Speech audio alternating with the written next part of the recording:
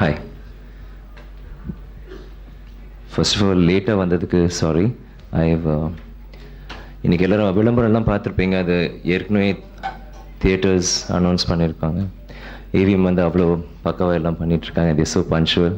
நான் இன்றைக்கி முடிவு பண்ணேன் எப்படியாவது ஹாஃப் அன் ஹவர் முன்னாடி அது வரணும். பட் ஷூட்டிங் லேட் ஆச்சு. I hate to come late. Very sorry. இந்த படத்தில் ஜெமினி பண்ணதில் எனக்கு ரொம்ப பெருமையாகவும் இருக்குது, சந்தோஷமாகவும் இருக்குது.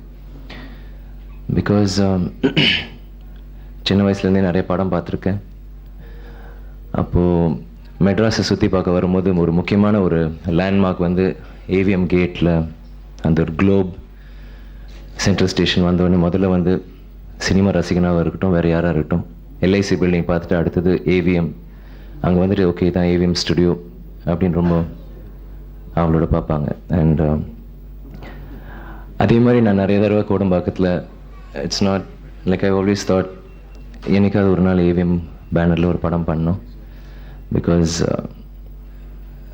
It's not a question of 50 years feel இருந்தாங்க, அதெல்லாம் கிடையாது.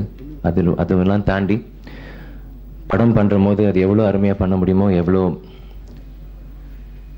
எல்லா ஆஸ்பெக்ட்ஸும் எவ்வளோ கவர்மெண்ட் செலுத்தி எப்படி பண்ண முடியும், அது AVM banner is definitely one of the best banners in Tamil Nadu, in India or the world.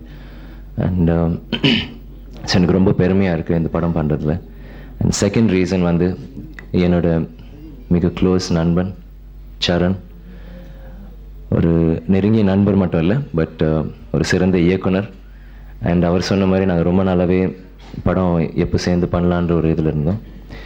And AVM பேனரில் நாங்கள் செய்கிறது வந்து எங்கள் 2 பேருக்குமே ரொம்ப மகிழ்ச்சியாக இருக்கிறது. And another reason is mister Bharadwaj. நான் அவரோட இசைக்கு ஒரு சிறந்த fan.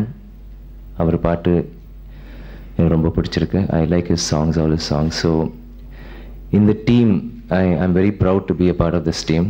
And thank you for your blessings.